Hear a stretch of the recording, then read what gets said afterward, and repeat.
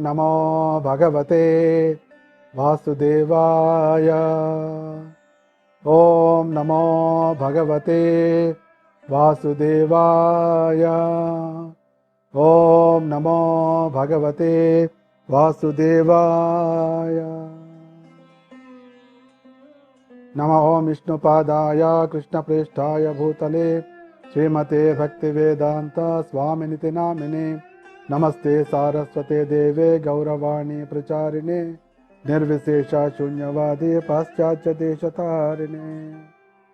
जयतां सुरतो पंगो मम मंदमतिर्गति मत्सर्वस्य पदाम्भोजौ राधा मदन मोहनौ।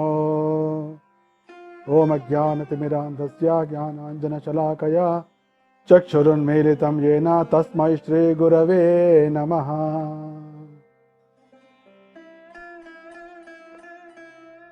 आप सबको भक्तिवेदांता कॉलेज ऑफ वैदिक एजुकेशन नवी मुंबई महाराष्ट्र इंडिया की तरफ से हार्दिक स्वागत है। ये रविवार के स्पेशल चर्चा में आप सबको मालूम है कि भक्तिवेदांता कॉलेज ऑफ वैदिक एजुकेशन जो इस्कॉन नवी मुंबई के आंगन में हैं, सभी भक्तों को विश्व भर सभी भक्तों को वैदिक ज्ञान के बारे में बताते हैं और वैदिक ज्ञान के जो रहस्य है इसको समझाते हैं ताकि सभी भक्त आध्यात्मिक जीवन में उत्साह से आगे अग्रसर हो सकते हैं। और आज की टॉपिक है कि ध्यान पूर्वक जपा नहीं करने की जो हमारा समस्या होती है, इसको कैसे हम निकाल सकते हैं, किसको कैसे हल करना, ध्यान पूर्वक जप से हम कैसे बच सकते हैं, क्या इसके लिए कुछ उपाय है। क्योंकि हमारा गुरुजन कहते हैं ध्यान पूर्वक जप करो, ध्यान पूर्वक जप करो कहते हैं, लेकिन जब भी कोई महाराज आते हैं, गुरु महाराज आते हैं या वरिष्ठ वैष्णव आते हैं, सभी साधक यही प्रश्न पूछते हैं, महाराज या गुरुजन, जब भी हम जप करना चाहते हैं तो हमारा मन स्थिर नहीं होता है, मन भटकते रहता है, तो हम ध्यान पूर्वक नहीं कर पाते। ऐसा प्रश्न पूछते रहते हैं, मैं तो हमेशा देखता हूँ। और गुरुजन भी इसका अच्छा समाधान देते हैं, लेकिन जो व्यक्ति ये प्रश्न पूछते हैं उसको तो समाधान कभी नहीं होता है। तो ऐसा 1 साल 2 साल 10 साल 20 साल ऐसा निकल जा रहे, लेकिन ये प्रश्न का तो समाधान कभी इसका हृदय में उत्पन्न नहीं हुआ। तो आज का शीर्षक है कि ध्यान पूर्वक ना जप करने की समस्या से कैसे बचना। इसमें जाने के पहले जपा क्या है, ये जपा करने के लिए कौन कहा हमको, ये चीज हम चर्चा करेंगे। श्री चैतन्य महाप्रभु साक्षात भगवान श्री कृष्ण हैं और 500 वर्ष के पहले उन्होंने नदिया में अवतरित हुए थे और उसका एक ही उद्देश्य है कि हरिनाम संकीर्तन को आविष्कार करना, तो शुरुआत करना। और उन्हें उनका एक ही संदेश था, हरे नाम हरे नाम हरे नाम है केवलम कलौ नास्तेव नास्तेव नास्तेव गतिरन्यथा।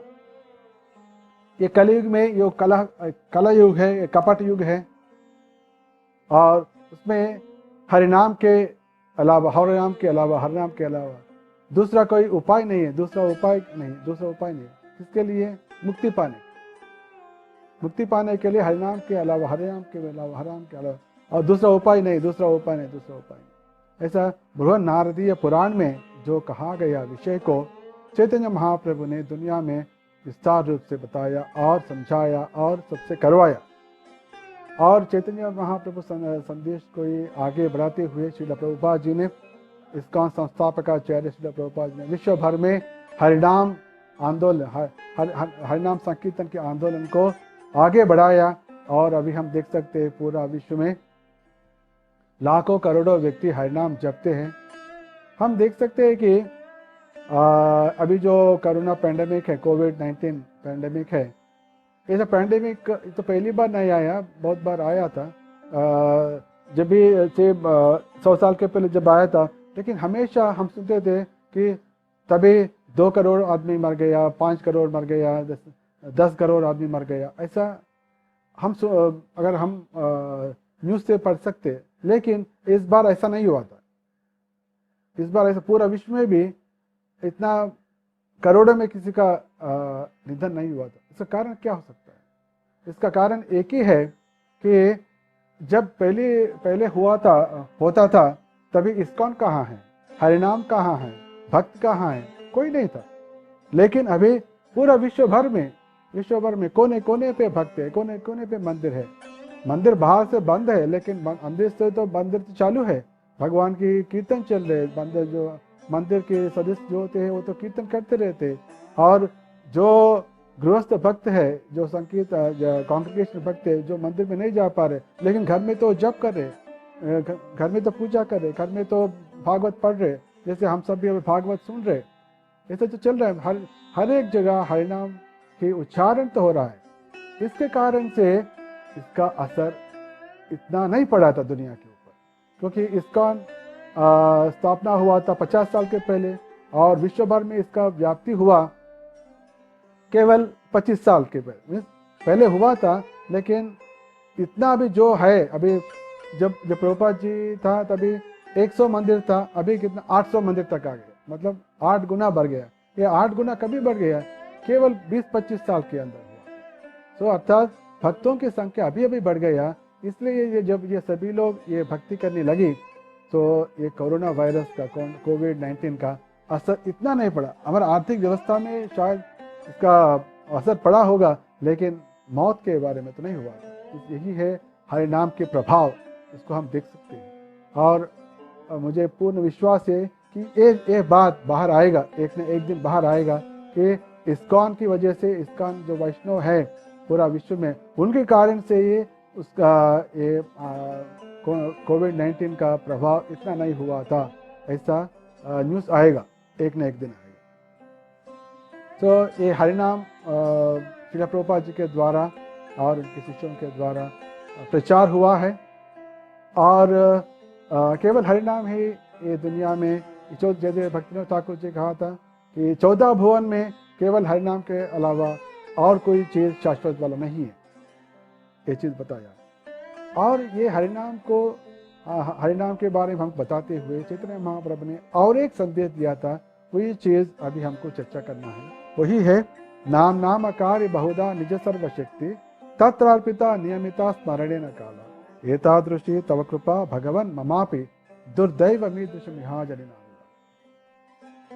महाप्रभु ने ये चीज बताया था कि हे भगवान कृष्ण, आपका तो अनेक नाम है, नाम नाम अकारी, और बहुधा निज सर्वशक्ति, आपकी तो शक्ति भी है, शक्तियां भी अनेक है।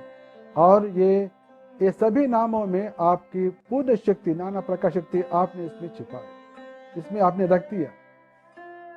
अर्थात अगर हमने आपके नाम लेते हैं तो आपकी पूर्ण शक्ति के हमारा पूर्ण शक्ति के अनुभव हमको आ सकते हैं, और पूर्ण शक्ति के संगत में हम रहने की बराबर हो जाए। अर्थात है आप और आपके नाम के में कोई अंतर नहीं। आप है तो आप हमको बचा सकते हैं, ऐसे ही आपके नाम है तो आपके नाम भी हमको बचा सकते हैं, क्योंकि आप और आपके नाम में कोई अंतर नहीं है, चैतन्य महाप्रभु को कहना है। तो यहाँ ऐसे इतना महत्वपूर्ण बात है, और भगवान ने कृपा करते हुए ये भी बताया कि ये जो नाम है तो इसको ऐसे ही करना है, ऐसा विधि नियम के बारे में भी नहीं बताया, यही समय पे करना है, ये समय पे नहीं करना है। तत्रार्पिता नियमिता स्मरणेन काला, इसका भी एक नियम ऐसा भी नहीं रखा है, कभी भी करो, अच्छा करो, ऐसे बताया गया। भगवान इतना कृपा करने के बावजूद भी मेरा दुर्दशा है, इसके प्रति मैं अनुरक्त नहीं हो रहा हूँ, मैं अनुरक्त इसके प्रति नहीं बढ़ रहा है। दुर्दैव मीदृश, यहाँ मतलब इसमें, ये हरिनाम में अनुराग नहीं हो रहे। अजनी का अर्थ है जन्म लेना, ना मतलब नहीं जन्म। ये जो अनुरक्ति जन्म नहीं हो रहे, मेरा अनुरक्ति नहीं बढ़ रहे, आपके नाम के प्रति। तो ये दुनिया में असली प्रॉब्लम क्या है? तो चैतन्य महाप्रभु श्लोक के द्वारा बताया, ये दुनिया में असली प्रॉब्लम है मानव को भगवान कृष्ण के नाम के प्रति आकर्षण, अनुरक्ति उत्पन्न, यही सबसे बड़ा तकलीफ है। लेकिन सभी भक्तगण ऐसे मन में बिठा के रखा है कि अनुरक्ति के बारे में चर्चा नहीं करते। मेरा मन इसके ऊपर नहीं लगता है, जब मैं जप करता हूँ मेरा मन चले जाती है, मैं यहाँ बैठता हूँ वो तो मन तो कहीं तो भटकते, ये कैसे मैं कॉन्सेंट्रेट नहीं कर पा रहा हूँ।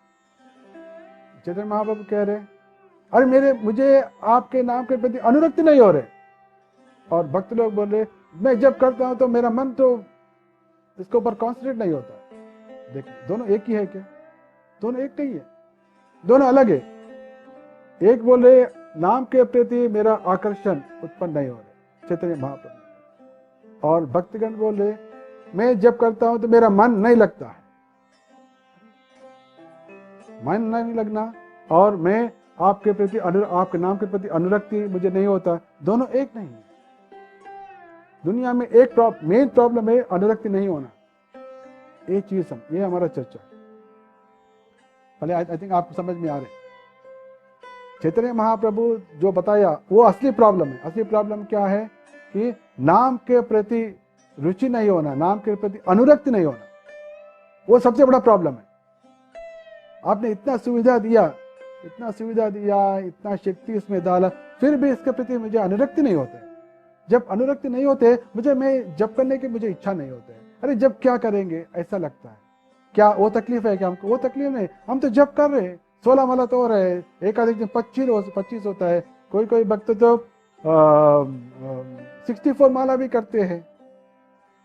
लेकिन तकलीफ क्या? अरे मेरा मन तो नहीं लगता। अरे दुनिया में वो प्रॉब्लम असली प्रॉब्लम नहीं है। असली प्रॉब्लम क्या है? असली प्रॉब्लम है कि अनुरक्ति नहीं होना। अनुरक्ति नहीं होना। नहीं, अनुरक्ति क्यों नहीं होते? अनुरक्ति इसलिए नहीं होता है जब उसका प्रभाव को हम नहीं समझते हैं, तभी अनुरक्ति नहीं होता है। जब प्रभाव को समझते हैं तो अनुरक्ति ऐसे ही होगा। अगर कोई भी व्यक्ति हमारे घर के सामने से तो बहुत सारा व्यक्ति चलती रहते सुबह शाम, तो हम हर एक व्यक्ति के प्रति हम ध्यान नहीं देते। लेकिन एक मालूम पड़ा कि प्राइम मिनिस्टर साहब अभी आज आ रहे आपके घर के सामने से निकलने वाले, और आपके गेट के सामने 1 मिनट रुकेगा, ऐसा एक मैसेज आ गया, तो क्या करेगा आप? हाँ ठीक है जाने दो, ऐसे बोलते हैं क्या? नहीं बोलते। क्यों? क्योंकि अरे प्राइम मिनिस्टर जी आ रहे, मेरे घर के सामने जा रहे, अरे मेरे घर के सामने रुकने वाले, तो इसका प्रभाव आपको मालूम है, इसलिए पूरा ध्यान से आप देखिए। तो क्या हो गया? आम आदमी के प्रति आपने ध्यान नहीं दिया, और यहाँ प्राइम मिनिस्टर के प्रति आपने ध्यान दिया। क्या अंतर है? दोनों एक ही आदमी है, मतलब दोनों भी आदमी है। अगर इसको दोनों का खून एक ही होता है, दोनों का सिस्टम एक ही होता है, लेकिन एक है एक महान व्यक्ति है, एक आम व्यक्ति है। तो ऐसे ही हरिनाम एक महान शक्ति है, भगवान के समान है। जब ये प्रभाव हमको समझ में आ जाते हैं, वो समझ में नहीं आना है, दुनिया में तकलीफ है। चैतन्य महाप्रभु कहना है वो समझ में नहीं आना है, बड़ा तकलीफ है। अगर वो समझ में आ गया तो दुनिया में तकलीफ नहीं। तो लेकिन हमने हमारा दृष्टिकोण को जो असली प्रॉब्लम से निकाल के दूसरा प्रॉब्लम के ऊपर रखा है। वो क्या है? मेरा मन जप में नहीं लगता। ये सबसे बड़ा प्रॉब्लम। तो ये इसके बारे में कैसे हम ये क्या हमारा सोच विचारधारा ठीक है, गलत है, ये हम आज की हमारा चर्चा। और एक तो हम बोल सकते हैं कि जो चैतन्य महाप्रभु कहा वो तो सच ही निकलेगा, जो हमारा सोच है वो तो गलती निकलेगा पक्का। लेकिन एक गलत कैसे है? एक आधा घंटा 40 मिनट में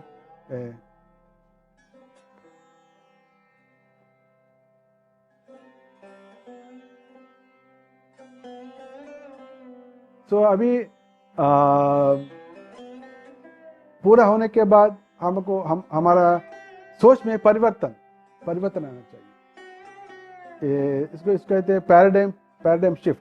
हमारा दृष्टिकोण जो है बदलना चाहिए। कहाँ से बदलना चाहिए? अभी मैं सोच रहा हूँ कि मेरा तकलीफ है कि मैं जब हरिनाम करता हूँ मेरा मायने लगता है, और मैं ऐसे सोचते सोचते रहूँगा और महाराज से पूछूंगा, अभी पूछूंगा, 10 साल के बाद पूछूंगा, 50 साल के बाद पूछूंगा, सेम वही पूछते रहूँगा, क्योंकि मैं सोचता हूँ ये मेरा तकलीफ है। क्या वो ऐसा सोचना ठीक है? लेकिन चैतन्य महाप्रभु ने ऐसा नहीं कहा कि मेरा मन नहीं लगता है, ऐसा नहीं बोला, मुझे अनुरक्ति नहीं हो रही, हाँ जनी नानुराग, मेरा अनुरक्ति नहीं हो रही, मेरा मन नहीं लग रहा, ऐसा नहीं बोला। तो हमारा सोच में बदलाव आना चाहिए और आमूल परिवर्तन, इसको कहते हैं आमूल परिवर्तन। ये आमूल परिवर्तन हम कैसे लेके आएंगे, ये अभी चर्चा करेंगे। ये विषय को आप समझाने के लिए मैं एक छोटा कहानी करना चाहता हूँ।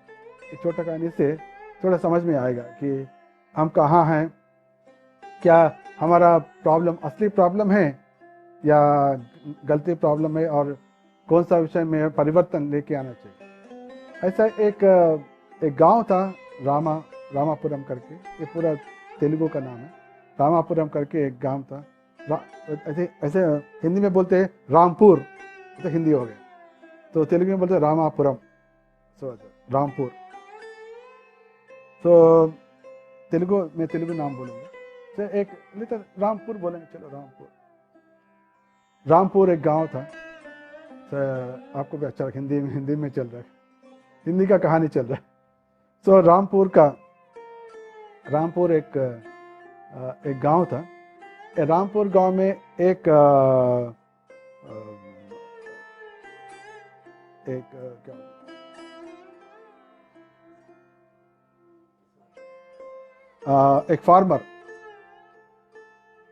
फार्मर था, उसका नाम है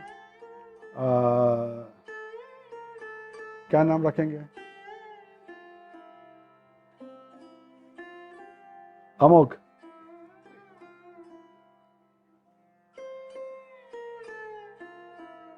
एक किसान था, उसका नाम है अमोघ।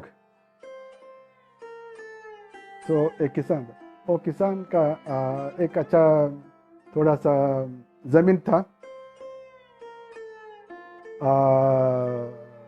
नहीं तो दूसरा नाम रखेंगे हरिशंकर, क्योंकि ये नॉर्थ इंडिया में ऐसे होते हैं, हरिशंकर है, बच्चे हैं, बीवी है, उसको तो कोई प्रॉब्लम ही नहीं है, ऐसे सोचते थे। लेकिन ये हरिशंकर को बचपन से ही प्रॉब्लम, वो सोचते पूरा दुनिया में मुझे ही प्रॉब्लम है, उनका सोच ऐसा था कि प्रॉब्लम ही प्रॉब्लम। बट बाहर लोग सोचते हैं इसको प्रॉब्लम ही नहीं, सब लोग अच्छा है। और उनका एक बीवी था कमला जी, उसका बीवी का नाम है कमला जी है, तो कमल जी। तो उनका भी उनका एक बच्चे भी था, लेकिन एक्चुअली उनका 2 बेटे थे। पहले बेटा जब 3 वर्ष को था, तभी जब उन्होंने एक एग्जीबिशन में गए थे, तो हाथ से छूट गया और मालूम ही नहीं पड़ा वो कहाँ चला गया। तो तभी से 20 साल हो गया, और माँ तो हमेशा परेशानी रहती थी, और जब भी याद आ गया रोती थी। ऐसे 20 साल से चल रही। तो उनके लिए एक ही तकलीफ है कि मेरा बच्चा निकल गया, हाथ से निकल गया। तो ये हरिशंकर को दूसरा प्रॉब्लम, एक्चुअली उनका अच्छा घर था, घर के सामने जगह बहुत कम था, लेकिन घर के पीछे जगह बहुत था। लेकिन घर को सामने भी बड़ा रोड था और पीछे भी बड़ा रोड था। किसी कारण से ऐसा बन गया कि उनको मेन एंट्रेंस जो है उस तरफ ज़मीन कम था, और बिल्कुल जो मुख्य द्वार होते हैं, मेन एंट्रेंस घर का, उसके सामने एक बड़ा पत्थर था, बहुत बड़ा पत्थर, पहाड़ जैसा नहीं लेकिन बड़ा पत्थर, जब आदमी इसके ऊपर चढ़ सकते हैं। तो और वो बिल्कुल दरवाजे के सामने होता। इसके कारण से अगर कोई दरवाजे के पे अगर कोई खड़ा होते तो बाहर क्या हो रहा है किसी को मालूम नहीं होता, ऐसा माहौल है। तो ये हरिशंकर हमेशा सोचता, अरे ये पत्थर ऐसे क्यों आ गया, अगर ये पत्थर नहीं होता, अगर ये पत्थर नहीं होता बहुत अच्छा होता था। सब लोग को क्या, और घर से ही हमको मालूम पड़ता था गांव में क्या चल रहा है, रोड पे कौन चल रहा है, अभी तो मालूम नहीं पड़ता है। तो हमेशा वो बचपन से ही वो पत्थर के ऊपर चढ़ता था और सोचता था हमेशा, अरे क्या ये पत्थर क्यों है, ऐसा सोचता। ऐसा वो सोच सोचते ही वो बड़ा हो गया। अभी बड़ा हो गया, शादी हो गया, बच्चे भी हो गया, और माँ बाप गुजर गया, उनका पूरा खानदान, उनका पूरा जो प्रॉपर्टी है उनके हाथ में आ गया। और दूसरा बच्चा भी बड़ा हो गया, वो भी कॉलेज में पढ़ रहे। लेकिन उनका तकलीफ तो एक ही है, वो तो हर दिन सुबह जाते थे, घर से बाहर आते ही वो पत्थर के ऊपर 5-10 मिनट बैठते थे, अरे क्यों ये पत्थर है, ऐसा हमेशा उनकी प्रॉब्लम, सोच ऐसा होता। और बीच में उन्होंने ऐसा भी प्रयास किया, चलो मैं इसको कुछ प्रयास करके ये पत्थर को निकाल देता हूँ, ऐसा सोच के उन्होंने बहुत प्रयास भी किया था। जो एक्सकवेशन करते हैं, डिगिंग करके, एक्सपर्ट्स को बुलाया और हमालियों को बुलाया, लेकिन जितना भी नीचे जाओ वो पत्थर और नीचे नीचे नीचे जा रहा था। सोचा कि ये प्रॉब्लम, ये पत्थर तो निकल नहीं सकता, वो बहुत अंदर तक है, पड़ा असली पहाड़ अंदर है, ऐसा उनको समझ में आ गया। तो उनको ये समझ में आ गया कि ये जीवन में ये प्रॉब्लम निकलने वाला नहीं है, ऐसा स्थिति है। तो उनको हो गया पूरा दुनिया में मेरा एक ही प्रॉब्लम, ये पत्थर क्यों है ऐसा। तो ऐसा चल रहा था।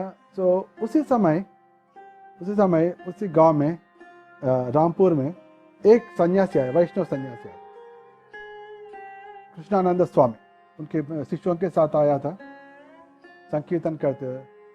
वैष्णव सन्यासी आया और उन्होंने श्रीमद् भागवतम कथा 15 दिन की कथा आयोजन किया था।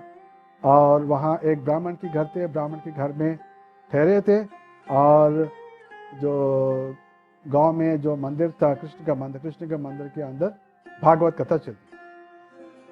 2-3 दिन में ही सबको मालूम पड़ा, सब लोग जाने लगा। लेकिन ये हरिशंकर कमला जी तो उनको हमेशा तकलीफ में है, तो गया नहीं। तो ऐसा 3-4 दिन होने के बाद एक दिन ये स्वामी जी सुबह जप करते, हरे कृष्णा कृष्ण कृष्णा जप करते चल रहा था, गांव में चल रहा था। तो तुरंत देखा इनके ये हरिशंकर के घर में सामने आया, तो एक छोटा पत्थर के ऊपर एक व्यक्ति खड़ा है, हमें बैठा है, ऐसा बैठा। तो लगा अजीब सा, बिल्कुल एक प्रतिमा जैसा, लाइक स्टैचू, पत्थर के ऊपर एक पत्थर की मूर्ति, ऐसा उनको लगा। अचानक अरे ऐसे तो उन्होंने 1 सेकंड देखा, 1 मिनट देखा, उस बिल्कुल हिलता ही नहीं है, एज इफ इज अ पत्थर जैसे। 1 मिनट देखा, 2 मिनट देखा, 3 मिनट देखा, कुछ नहीं हुआ। अरे ये कुछ अजीब सा आदमी है, हिलता भी नहीं है, ऐसा ही सोच रहे। तो अंदर गए, तो गेट खोला, अंदर गया। वो गेट का शब्द से भी उनको हिलना गिलना कुछ नहीं हुआ। पास में जाकर, हे भाई साहब, आप ऐसे बैठे हो कि एक समस्या के ऊपर आप बैठे हो, ऐसा लग रहा है मुझे, क्या तकलीफ क्या है, ऐसा उन्होंने बोला। जब ऐसे पूछा उन्होंने, वो शब्द सुनते ही हरिशंकर होश में आ गए। अरे ये साधु क्या बोल रहे, जैसे एक समस्या के ऊपर बैठा है ऐसे बोला, मतलब इनको सब कुछ मालूम है। तो तुरंत उन्होंने महाराज को नमस्कार किया और घर के अंदर लेके गया। घर के अंदर एक वरांडा था, वरांडा में कुर्सी लगाया, बिठाया, और उन्हें पूछना, महाराज आप कैसे मालूम पड़ा? बिल्कुल देखने बोला, मैं समस्या के ऊपर बैठा हूँ, तो मतलब आपको पूरा मालूम है, तो अब मुझे बताइए करके उन्होंने पूरा कहानी समझा, असली तकलीफ क्या। पूरा समझाने के बाद उनको हंसी आया, स्वामी जी को, कृष्णा स्वामी को हंसी आया। ठीक है, मैं आपको एक इलाज देता हूँ, आपको एक परिष्कार देता हूँ, लेकिन आप इसको पालन करने के लिए तैयार होगा? हाँ मैं बिल्कुल तैयार होगा। तो उनको इतना एक रोशनी आ गया, मतलब मेरा समस्या आज से हल होने वाले है, मैं तकलीफ से बाहर आऊंगा, ऐसा सोचते हुए। तो बीवी जी कहा, रहे तो पहली बार मैं देख रहा हूँ, ये मेरा पति का इतना आनंद उत्साह मैं कभी देखा ही नहीं शादी होने के बाद से, तो आज इतना आनंद दे रहे। तो उन्होंने स्वामी जी को अंदर लेके गया और पीछे, घर के पीछे गया। घर के पीछे तो इतना बड़ा जगह है, बहुत बड़ा जगह है, और महाराज जी का नजर जो तुलसी महारानी के ऊपर गिर पड़ा।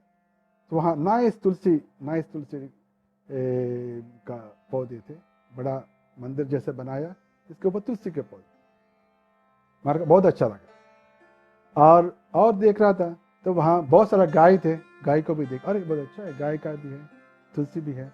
और भी देख रहा था तो पूरा वो जमीन के ऊपर उन्होंने देखा बहुत सारा तुलसी प्लांट, बहुत सारा, जैसे उन्होंने डाला नहीं है, अपने आप वो उत्पन्न हो गया और बहुत सारा तुलसी है, बहुत अच्छा लगा। अरे क्या है ये हरिशंकर, पीछे पत्थर, सामने पत्थर को रखा, पीछे तो इतना तुलसी है, गाय है, इतना जमीन है, और इसके पीछे भी बड़ा रोड है, तो तकलीफ वाला क्यों ऐसा रखा, ऐसा सोचते। उन्होंने एक सुझाव दिया, हरिशंकर देखो मुझे में एक अच्छा आइडिया आ रहा है, तुम वो गेट बंद करके इस तरफ गेट खोलो, इस तरफ का गेट खोलो, तो तुम्हारा पत्थर भी पीछे चले जाएगा, तुम्हारा समस्या भी पीछे निकल जाएगा, सामने हमेशा आपको गाय दिखेगा, तुलसी दिखेगा। यहाँ देखो आपका ज़मीन पे भी पूरा इतना तुलसी प्लांट्स है, इतना अच्छा है, तो और पीछे का भी हमको इतना बड़ा रोड है, तो प्रॉब्लम है नहीं। तो अरे ये आइडिया मुझे कभी नहीं आया, इतना अच्छा है। ऐसे उनको बहुत अच्छा लगा ये आइडिया। और स्वामी जी ने और कहा कि क्योंकि अभी तो पीछे की तरफ आपका घर इतना अच्छा नहीं दिख रहे, इसलिए थोड़ा एक्सटेंड करो, सामने एक अच्छा वरांडा बनाओ ताकि घर के सामने जैसे दिखेगा। तो इसलिए आपको ये तुलसी को थोड़ा हटाना पड़ेगा, थोड़ा आगे लेना पड़ेगा। तो इसलिए ये तुलसी को हटाइए यहाँ से और आगे लेके जाइए और आपका घर को थोड़ा आगे बढ़ाइए, तो ताकि बाहर से भी अच्छा दिखेगा। ये तो क्या है, मैं तो अभी शुरुआत करूँगा, 10 दिन के अंदर तो सभी रेनोवेशन हो जाएगा, और आपके हाथ से ही मैं इसका उद्घाटन भी करवाऊँ, इसका I will do the inauguration also, ऐसा कहा। और स्वामी जी चले गए, और 4-5 दिन के बाद ये हरिशंकर उनके घर, ब्राह्मण के घर ढूंढते गए थे, और भागते गए और वहाँ स्वामी जी को मिला, स्वामी जी आप जल्दी आ जाइए, स्वामी जल्दी आ जाइए, हमारे घर में आ जाइए। तो स्वामी जी बोले क्या हो गया, नहीं आप आ जाइए, मैं आपको एक अच्छा चीज़ दिखाना चाहता हूँ, मैं यहाँ नहीं बोल सकता, आप तो आइए। तो स्वामी जी सोचा कुछ ना कुछ होगा, तो करके ले गए। तो जब गया तो वहाँ बहुत सारे व्यक्ति काम कर रहे, मजदूर काम कर रहे, वहाँ तुलसी का भी पौधा वहाँ से निकाल दिया गया, वहाँ बुनियाद निकाल। तो तभी जाके जब गया, तभी हरिशंकर ने बताया, महाराज जैसे आपने बताया, हमने तुलसी को थोड़ा हटाया और यहाँ बुनियाद निकाल दे, नीचे हमको इतना धन प्राप्त हुआ कि लगता है हमारा पूर्वज ने रखा है, इतना धन है कि पूरा सोना चांदी बहुत कुछ है इसमें, कि मैं कभी सोचा ही नहीं थी मैं इतना धनवान हूँ, हमारा पूर्वज हमारे लिए इतना अच्छा रखा है। तो मैं इतना कुछ, ये सब आपकी कृपा से हो गया, इसलिए मैं आपका शिष्य बनना चाहता हूँ, हम दोनों आपको शिष्य बनना चाहते हैं, आपको सेवा करना चाहते हैं, ऐसा ना बहुत कुछ बोला। तो महाराज तो खुश हो गए, ओके नो प्रॉब्लम, जो आपने सोचा आगे बढ़ो, ऐसे कहा था।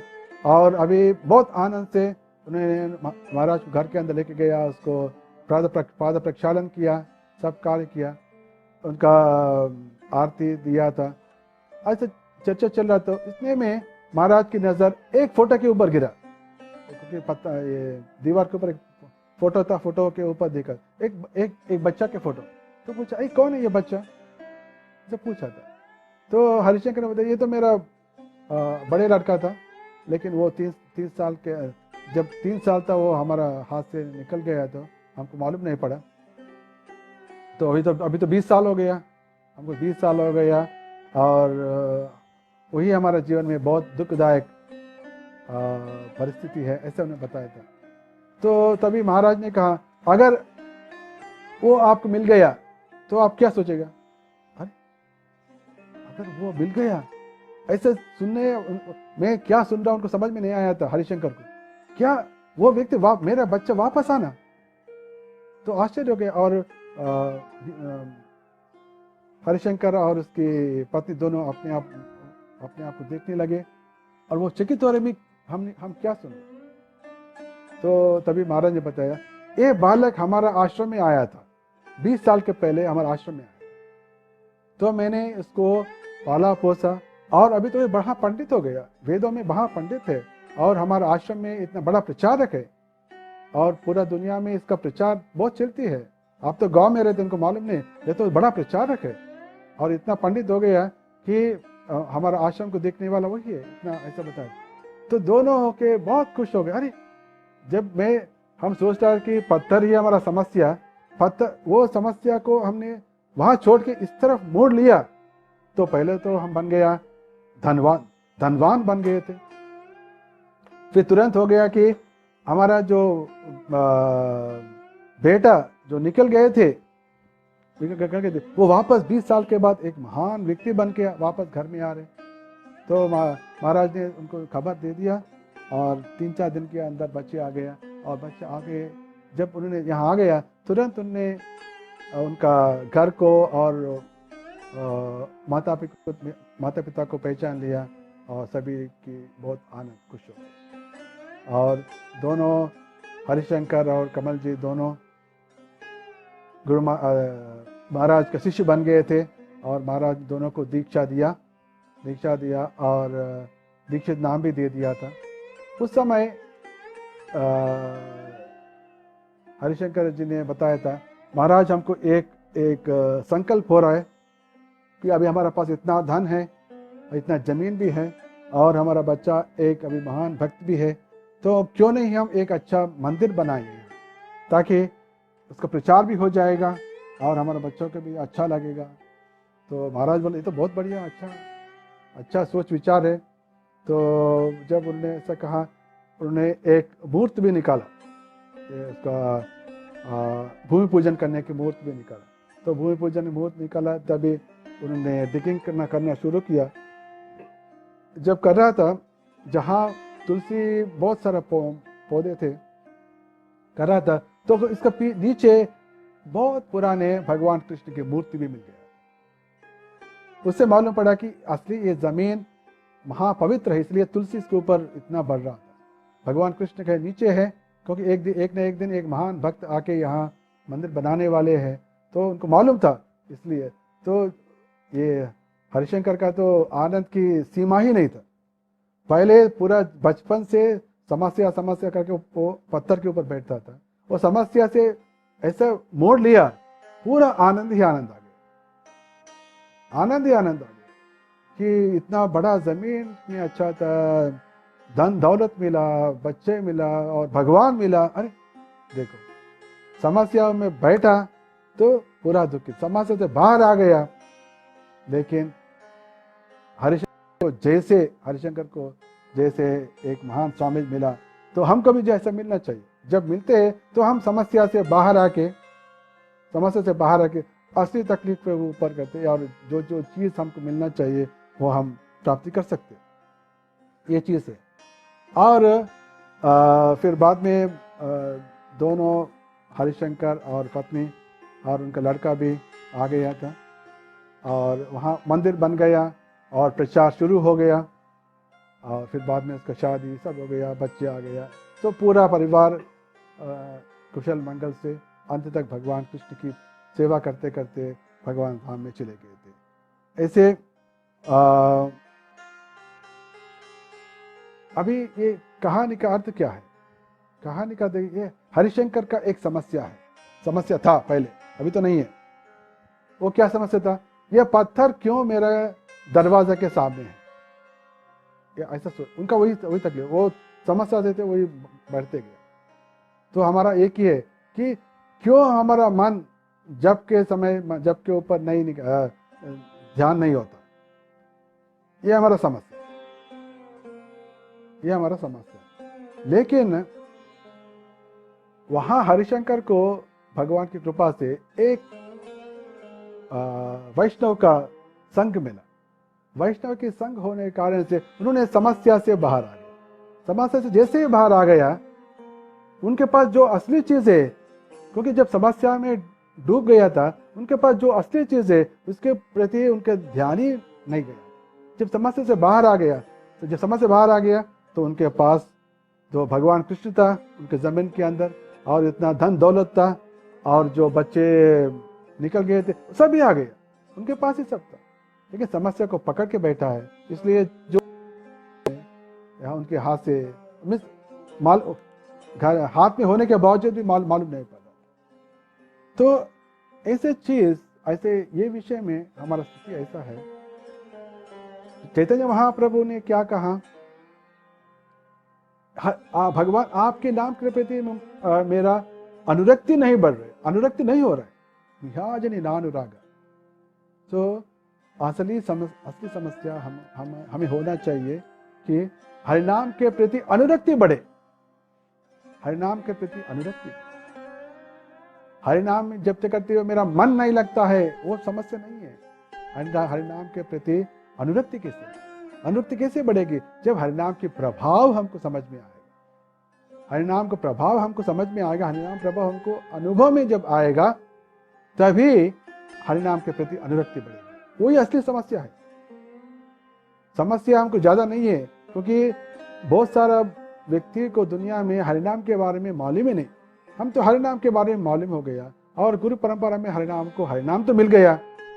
तो तकलीफ क्या है? अभी तकलीफ एक ही है, तकलीफ एक ही है कि हरिनाम के प्रति अनुरक्ति बढ़ना है, और हरिनाम के प्रभाव को हमको अनुभव में आना है। यही हम असली तकलीफ है।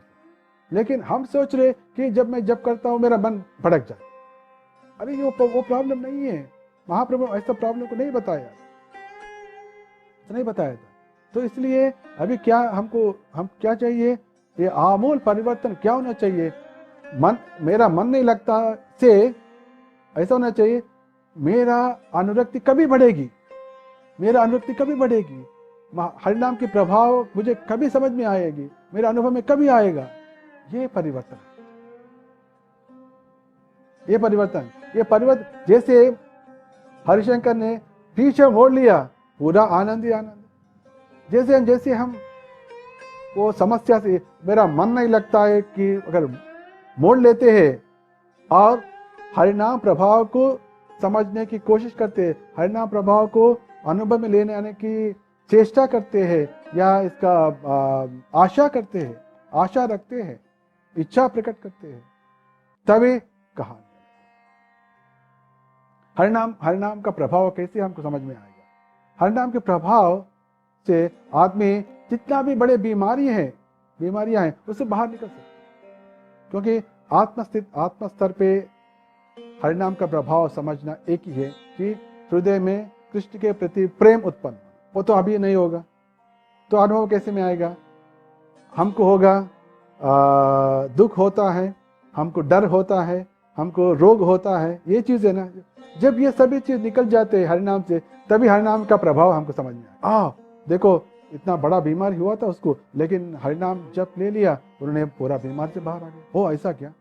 अभी देख लो, इतना बड़ा तकलीफ चल रही है दुनिया में, हरिनाम ने जब कर दिया, हमने जितना दुनिया को हो रहा है, लेकिन हमारे ऊपर इसका तो असर बिल्कुल नहीं पड़ा। तो ये ऐसा चीज जब हमारा अनुभव में आ जाते, तभी हरिनाम का प्रभाव। इसलिए मुकुंदमाला स्तोत्र में भी कुलशेखर आलवार कहते हैं, निरामयम कृष्ण रसायनम पिबा। निरामयम मतलब जो रोगग्रस्त से मुक्त स्थिति मीन्स आरोग्य, संपूर्ण आरोग्य स्थिति। आरोग्य मतलब स्वस्थ, पूर्ण स्वास्थ्य के लिए असली दवा है कृष्ण का नाम। तो जब हम सोचते हैं, हम जप करते हैं, जब भी मैं हरे कृष्ण कृष्ण कृष्ण हरे राम राम राम, जैसे मैं जप कर रहा हूँ, तो अगर हम कभी हम सोचते हैं, अरे मैं जो जप कर रहा हूँ, ये तो वास्तव में तो एक मेडिसिन है, एक औषध है। जब ये भाव आ गया, कभी भी एक बार भी आ गया, then that acts as a medicine, तो आपको कोई भी रोग नहीं आएगा। और हरिनाम में इतना प्रभाव, क्योंकि हरिनाम भगवान की पूर्ण शक्ति इसमें है। इनमें पूर्ण शक्ति होने के कारण से आप भी शक्तिमान बनोगे, और जब इतना शक्तिमान बन जाते तो आपको किसी का भी डर नहीं होता। कोई भी चीज आने दीजिए सामने, जैसे अभी कोविड-19 है, तो पूरा दुनिया निश्चेष्ट हो गया, वो स्थिति है अभी, लेकिन भक्त को कोई भी डर नहीं होता। और आपको भी ना होने की वजह क्या हो सकता है? जब हरिनाम शक्ति आपका अनुभव में आए। ये चीज़ हमको ये चीज़ हमको समझना चाहिए। और हरिनाम से जो पाप निकल जाना, हरिनाम से रोग निकल जाना, हरिनाम से डर निकल जाना, हरिनाम से एक ये सब चीज़ भाव जो है ये अनुभव की बात है। और चैतन्य श्रीमद् भागवतम श्रील प्रभुपाद ने लिखा था, हरिनाम का ये सभी प्रभाव आपके अनुभव में आने के लिए एक चीज तो जरूर करना होगा। वो क्या है? हरिनाम को अपराध के बिना करना चाहिए। जब हम हरिनाम को अपराध के बिना जब करते हैं, ये सभी चीज अनुभव में आते हैं। कौन सा अनुभव है? एक है पाप से मुक्त होना, एक है रोग से मुक्त होना, एक से डर से मुक्त होना, एक है पूरा कोई भी चीज है इसमें मुक्ति पाना, कोई भी चीज है। ये हरिनाम के प्रभाव कभी अनुभव में आएगा जब हम नाम अपराध के बिना, अपराध रहित जब हरिनाम करते। सो नाम अपराध तो 10 है, लेकिन 10 के 10 आप चिंता मत करो। पहला सबसे बड़ा, सबसे डेंजर वाला एक अपराध है, वही है 7वां अपराध। 7वां अपराध यह है कि नाम बल के ऊपर पाप करना। और मेरे पास अभी हरिनाम है तो मैं पाप करूंगा और हरिनाम से मुक्त हो जाऊंगा, पाप करूंगा मुक्त हो जाऊंगा। पाप, नाम के बल के ऊपर पाप करना, ये नाम के बल पर पाप करना ये सबसे बड़ा पाप अपराध है। तो इसलिए नाम बल के ऊपर ना करने की ये जो पाप करने की जो अपराध है, उससे बचते हुए 4 प्रकार जो नियम है, मांसाहार नहीं करना, मदिरापान नहीं करना, जुआ नहीं खेलना और अवैध संबंध नहीं करना, ये 4 है। और ये 7वां नाम अपराध। अगर इसके बिना अगर जब हम हरिनाम करते, भले आपका मन लगे ना लगे, हरिनाम का प्रभाव आपके अनुभव में आ जाए। 4 प्रकार के जो नियम है, नियम को पालन करना चाहिए। साथ साथ में 7वां जो नाम अपराध है, ये नाम अपराध से बचते हुए जब हरिनाम करेगा, तभी मन लगने दीजिए, नहीं लगने दीजिए, अच्छा भी नहीं लगने दीजिए, बुरा भी लगने दीजिए, नाम जब करते रहो, सभी नाम का प्रभाव आपके अनुभव में आ जाएगा। कैसे? आप रोग से मुक्त हो जाओगे, डर से मुक्त हो जाओगे, पाप से मुक्त हो जाओगे। पाप से जब मन कोई भी मुक्त हो जाते हैं, उनको कोई भी तकलीफ नहीं है। तकलीफ क्यों आते हैं? तकलीफ इसलिए आते हैं कि पाप के कारण से, पाप के प्रभाव से तकलीफ आते। जब पाप ही निकल गया, तकलीफ कहां से आएगा? सो रोग निकल जाएगा और बीमार, पाप निकल जाएगा, रोग निकल जाएगा और तकलीफ निकल जाएगा, ये सब चीज, और डर निकल जाएगा। क्या चाहिए और क्या चाहिए? इससे हमको हरिनाम का प्रभाव समझ में, हरिनाम जब प्रभाव समझ में आएगा, तभी हरिनाम के प्रति अनुरक्ति बढ़ेगी।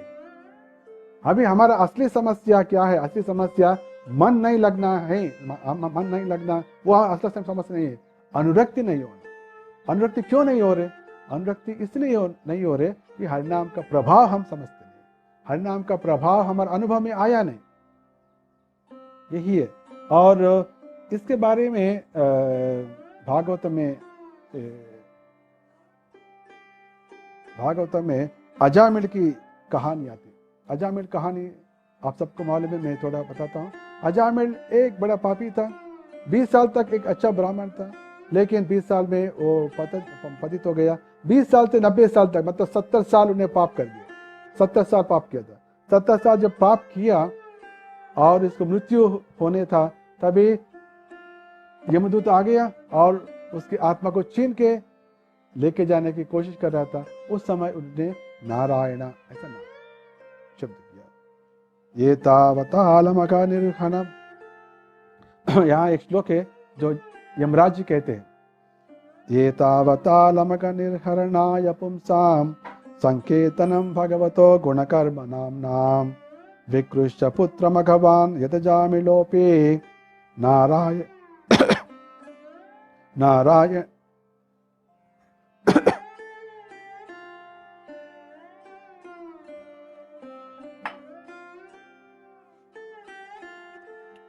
नाराजनेत म्रियमाण इयाय मुक्तिम।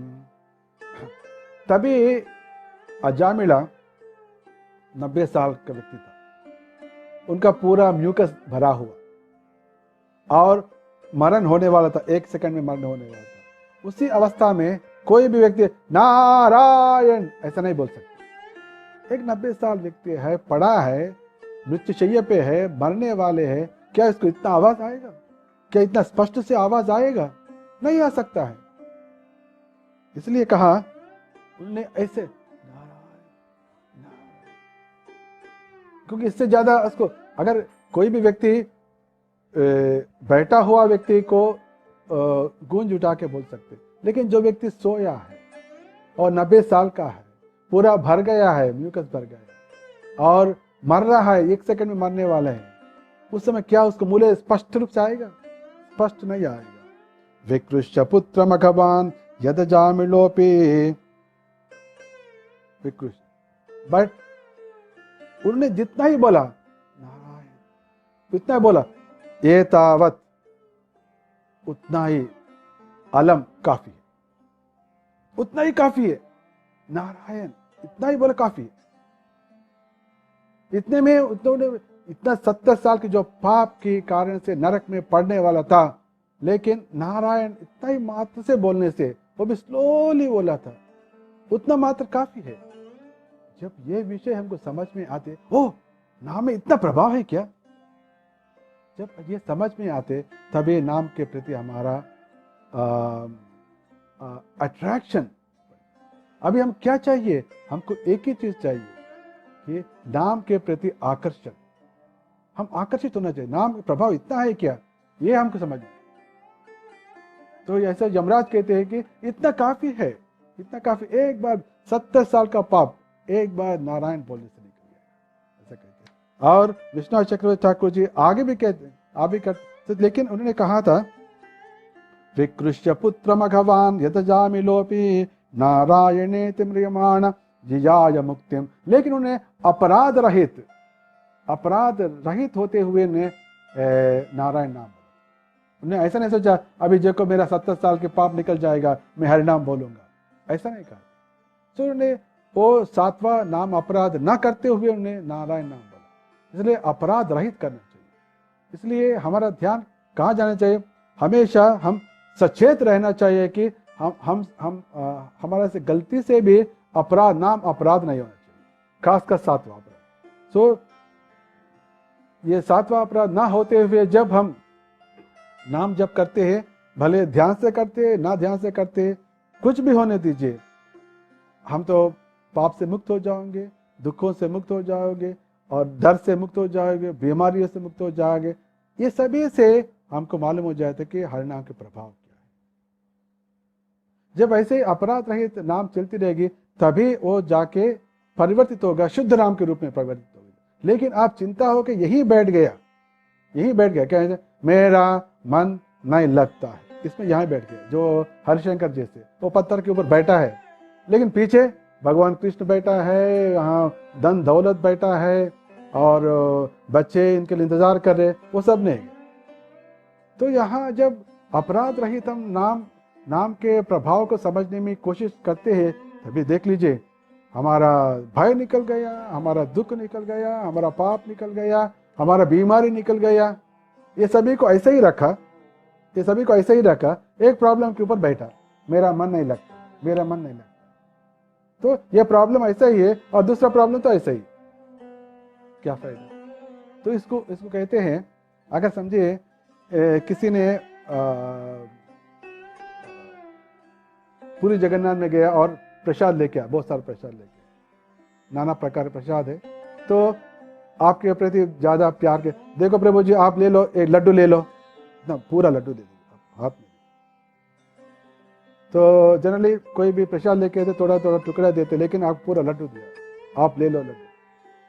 आपने नहीं मुझे वो काजा चाहिए, बड़ा काजा चाहिए। तभी वो क्या सोचेगा? जो आपको प्रसाद दिया पूरा आपको अक्का ऐसा दिया और बोले नहीं मुझे वो चाहिए ऐसा बोला, तो क्या करेगा? जो दिया लड्डू वो हाथ से निकाल खींच चलो जाओ। लेकिन अगर आप अकल वाला है, बुद्धिमान है, तो क्या बनना चाहिए?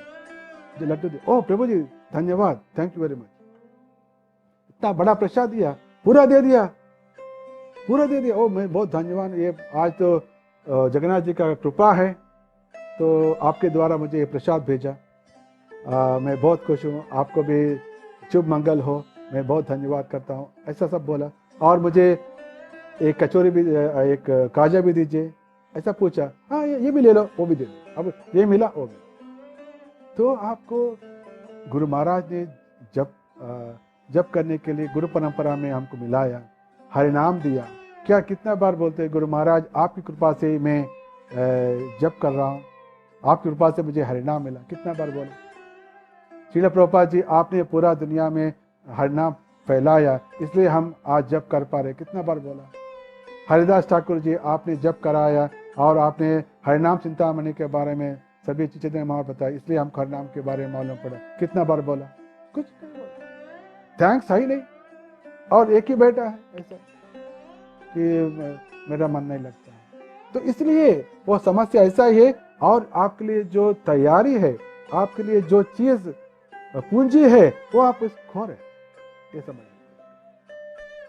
तो इसलिए अपराध न करते, अपराध के बिना, खासकर 7वां अपराध, नाम अपराध न करते हुए और 4 नियम पालन करते हुए हर नाम करते रहो।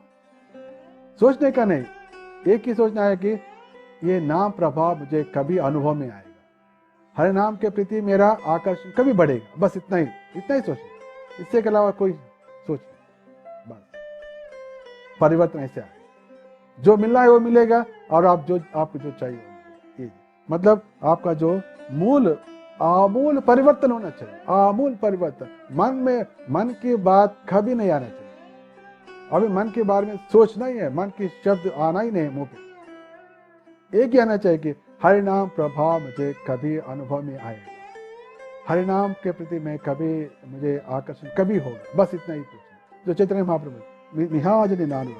और आगे चल के विश्वनाथ चक्रवर्ती ठाकुर जी कहते हैं, अपराध से भी करो, कुछ प्रॉब्लम नहीं, ऐसे बोलो।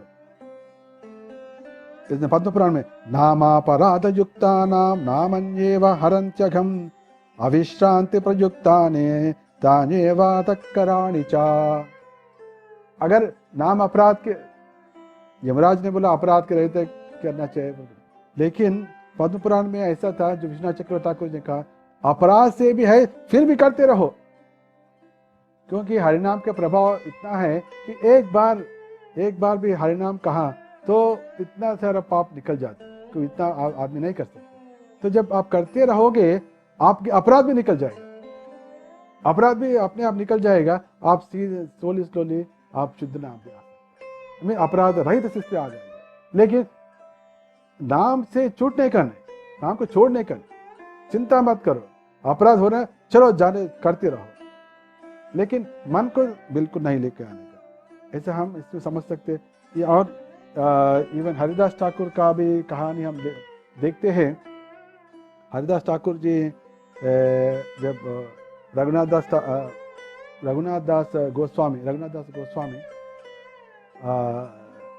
गोस्वामी का पिताजी की सभा में एक बार हरिदास ठाकुर जी आए। जब हरिदास ठाकुर जी उनके पास गए, सभा में गए थे, सभी लोग मालूम है कि हरिदास ठाकुर जी एक महान व्यक्ति है, महान वैष्णव है, और उनसे पूछा कि हरिदास ठाकुर जी हम सबको हर नाम के प्रभाव के बारे में बताइए, ऐसा पूछा। तो हम गुरु महाराज क्या बोलते, महाराज हमारा मन कैसे लगेगा ये बताओ, ऐसा पूछते।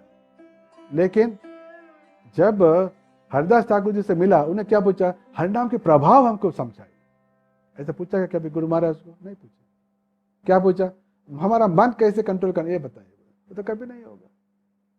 लेकिन जब हरिदास ठाकुर जी से पूछा कि हरिनाम के प्रभाव हमको समझाए, तो उन्होंने कहा था, अम्हा संहारद अखिलम सकृदया देव सर्वलोकस्या तारणिरिवति मिर जलधिम जयते जगन मंगलम हरे नामा। ये जब रात में जो अंधकार जैसे होता है, कि ये समंदर जैसे होता है, अंधकार पूरा अंधेरा जो कितना होता है, एक समंदर जैसे कि पूरा अंधेरा, जही दे अंधेरा। लेकिन जैसे सूर्य आने लगते हैं, सूर्य आने के पहले ही, सूर्य का उदय होने के पहले ही पूरा अंधेरा निकल जाता है। सूर्य आने के बाद तो कहानी तो अलग ही होता है, सूर्य आने के पहले ही पूरा अंधेरा निकल जाता। तो ऐसे ही जैसे हम हरिनाम अपराध से भी चालू कर दिया, ऐसे चालू कर दिया, तो सूर्य का उदय होना शुरू हो गया, अंधेरा निकलना शुरू हो गया। जैसे अंधेरा निकल गया, तभी चोर, डाकू, लुटेरा, ये सब का डर तो निकल जाए, भय तो निकल गया। और जैसे सूर्य आ गया, हमारा कार्य तो शुरुआत हो जाएगी, जो असली भक्ति का कार्य तो शुरुआत हो जाएगा। यही कंडीशन। तो इसलिए हरिदास ठाकुर जी ने कहने लगा कि, और उन्होंने हरिदास ठाकुर भी यही उपमा दिया था कि अजामिल ने अपराध रहित हरिनाम जप किया, इसलिए वो मुक्ति भी पा ली। उन्होंने भक्ति से हरिनाम जप नहीं किया था, केवल उनका पुत्र का नाम बुला रहा था, फिर भी उसको मुक्ति प्राप्त हो गया।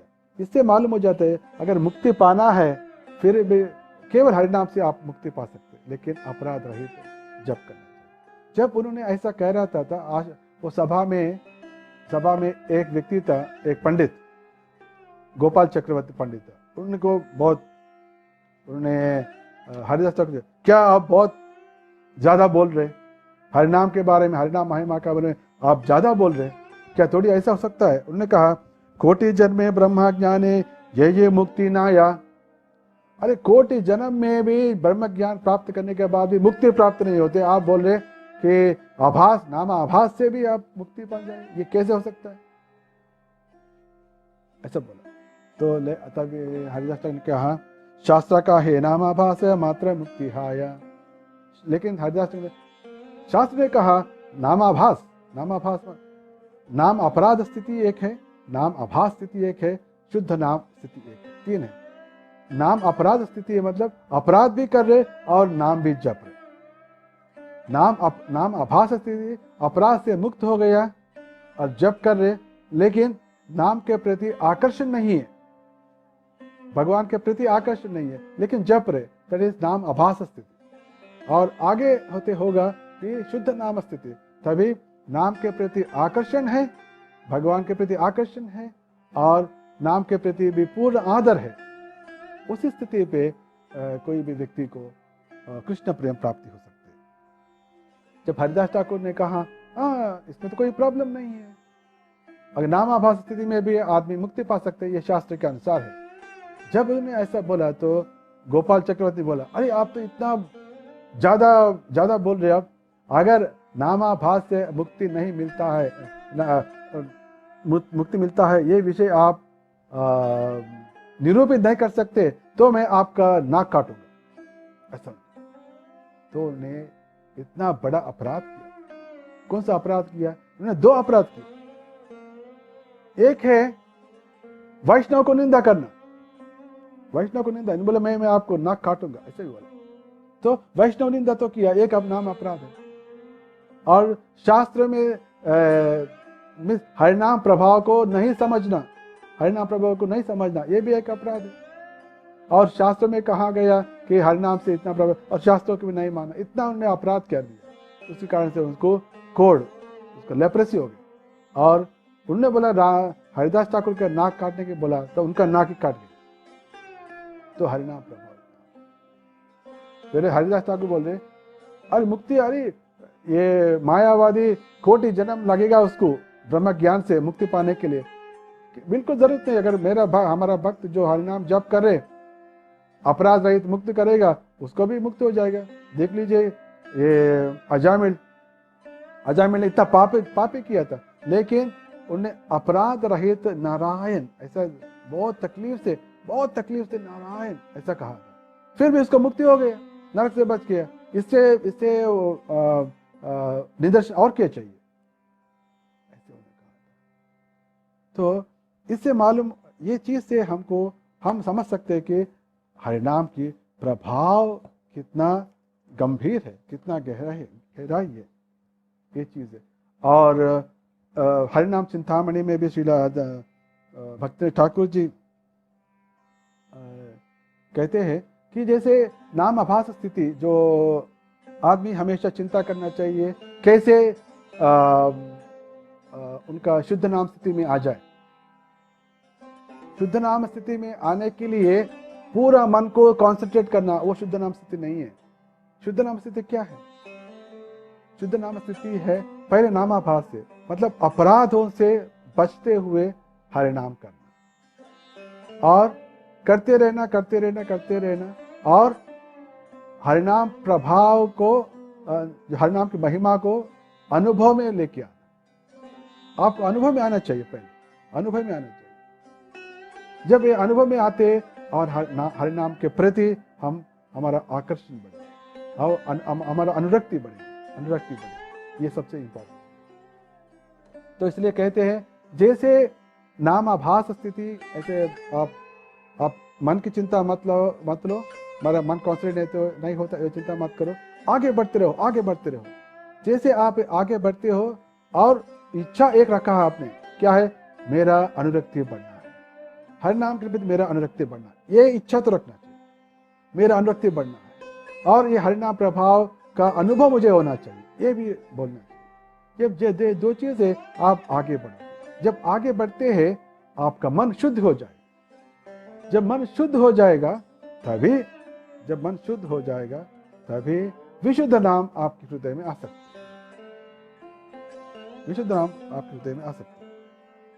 हैं। यही हरिनाम चिंतामणि में भक्तिविनोद ठाकुर जी कह रहा था। ये हरिनाम चिंतामणि एक चर्चा है जो श्री हरिदास ठाकुर और चैतन्य महाप्रभु के बीच में हुआ था, और भक्तिविनोद ठाकुर जी ने इसका एक पुस्तक रूप में दिया, और उसमें एक विषय को भक्तिविनोद ठाकुर ने कहा, हरिदास ठाकुर ने कहा था कि सबसे इंपॉर्टेंट है श्रद्धा बहुत होना चाहिए हरिनाम के प्रति। श्रद्धा मतलब विश्वास, ये हरिनाम इतना प्रभावशील है, मैं इसको पकड़ रहा हूं, मेरा अच्छा ही होगा, मेरा पाप नष्ट हो जाएगा, पूरा मैं तो पवित्र होने वाला, मैं पवित्र हूं अभी, ये श्रद्धा। मैं क्योंकि मैं हरिनाम तो जप रहा हूं तो मैं पवित्र हूं, मुझे पूरा रक्षा है, भगवान की रक्षा है, ये श्रद्धा है।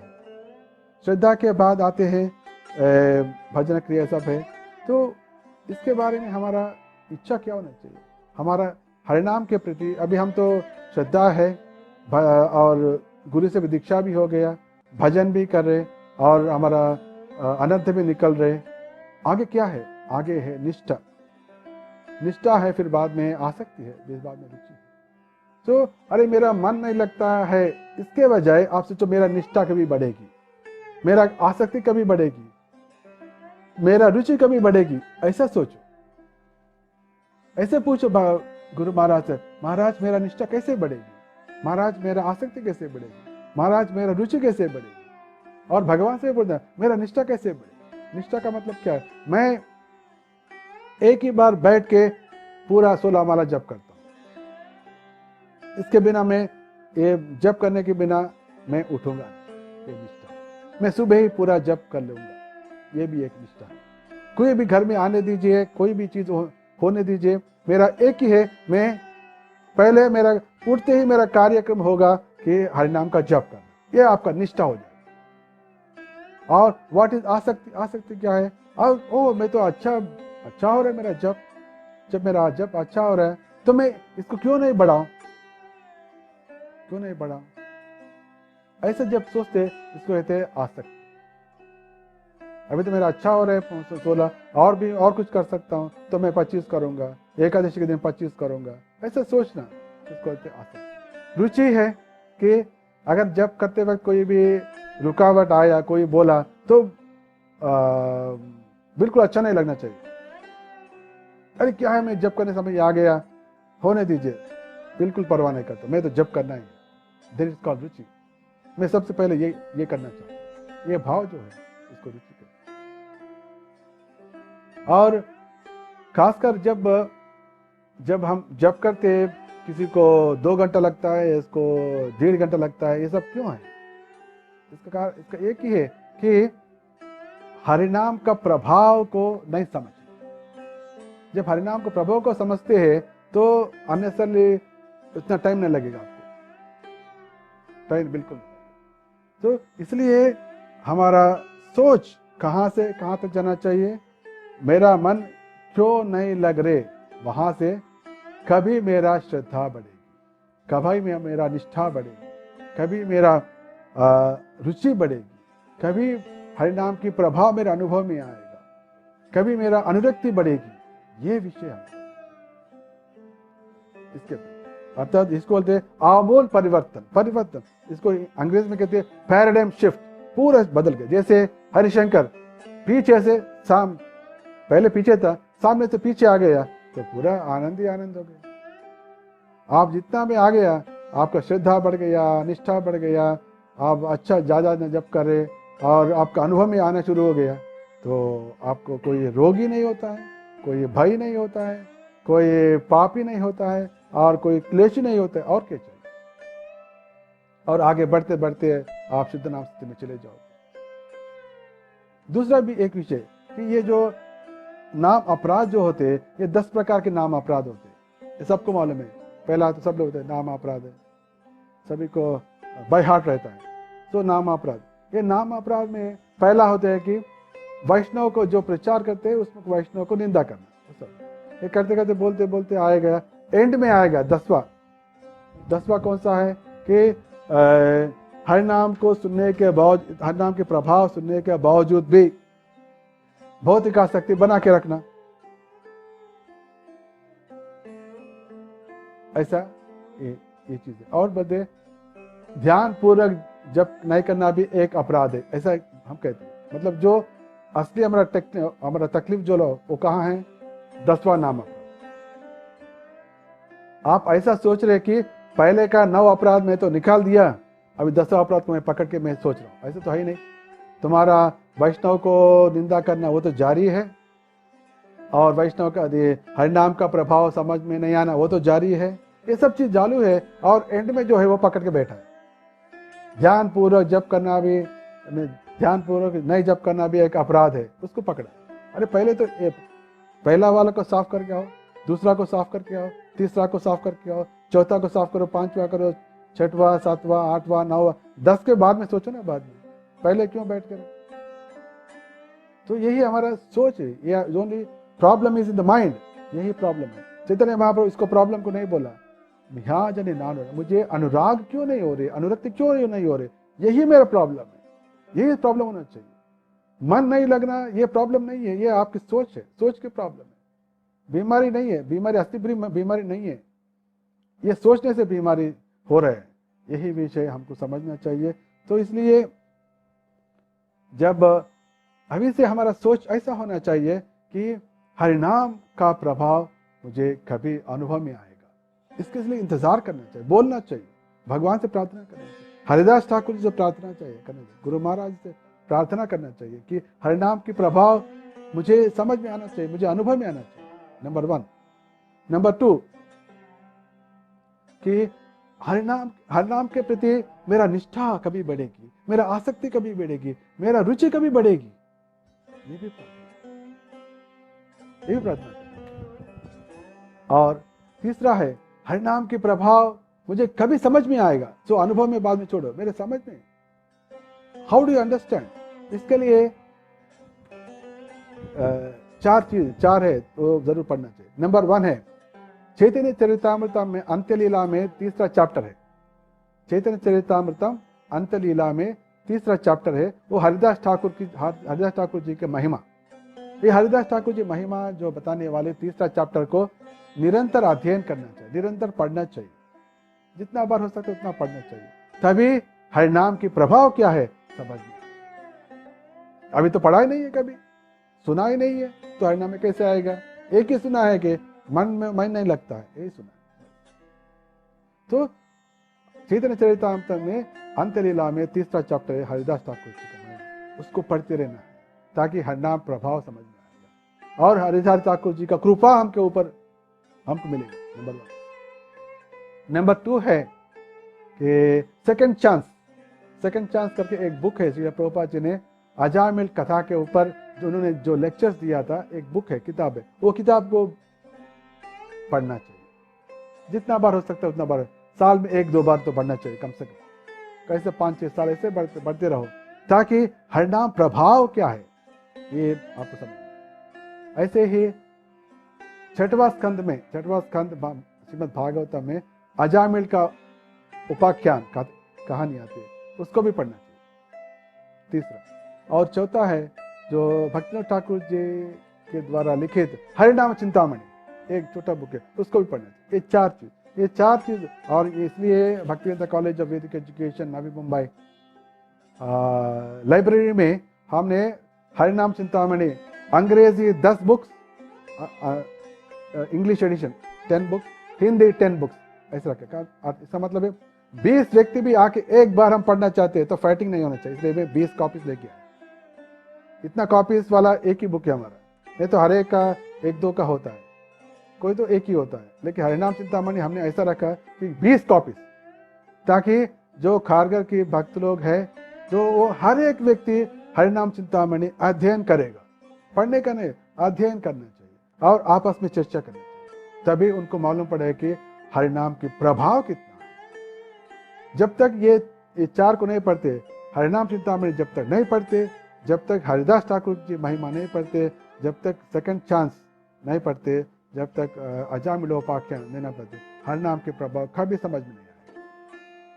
और जब तक इसका प्रभाव महिमा समझ में नहीं आते, इसके प्रति हमारा आकर्षण कभी उत्पन्न नहीं होगा। और वो प्रभाव हमारा अनुभव में जब तक नहीं आते, वो कैसे हो? इसलिए इसका हम इच्छा रखना चाहिए। और जो आमूल परिवर्तन, पहले आमूल परिवर्तन लेके आए, पैराडाइम शिफ्ट। हमारा मन नहीं लगता कि उठा के, जैसे हरिशंकर ने ठीक 6 से उस पत्थर से आ गए ना, ऐसे पूरा परिवर्तन करो, मुंह मोड़ लो बस। चैतन्य महाप्रभु ये नाम अकार बहुधा निय सर्वशक्ति, ये श्लोक भी कभी कभी बोलते रहना, ताकि असली प्रॉब्लम क्या है, मिहाजने नानुभागा, असली प्रॉब्लम समझ में, देन इतना आनंद होगा, पूरा आनंद ही आनंद।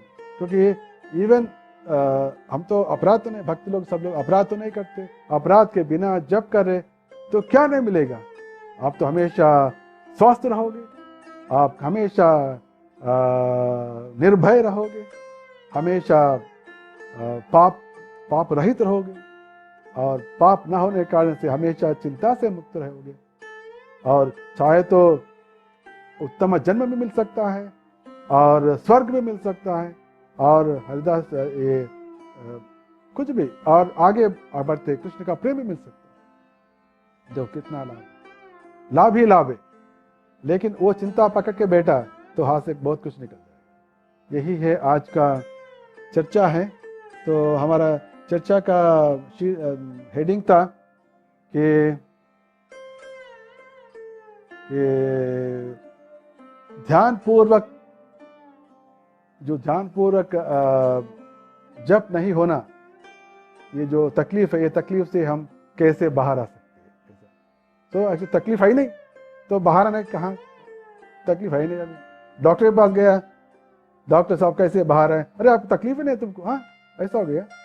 तभी हम क्या करना चाहिए, तभी अभी सोचो कि आप प्रॉब्लम ही नहीं, no problem, no medicine required. अच्छा, ऑलरेडी आप मेडिसिन ले रहे तो आप मेडिसिन की दवाई की जरूरत ही नहीं। आपका एक बीमारी था मनोव्याधि, मेंटल प्रॉब्लम, मेंटल डिसीज हो गया, इसलिए आपको तकलीफ हो रही। अभी मेंटल डिसीज निकल गया तो प्रॉब्लम ही नहीं, तो आप तो अभी तंदुरुस्त हो जाओगे, आप हेल्थी रहोगे, आप वेल्दी रहोगे, आप तो energy, everything is so just take out and be happy. Okay, धन्यवाद। Hare Krishna, all the best. Hare Krishna, शुभमस्तु, विजयोस्तु।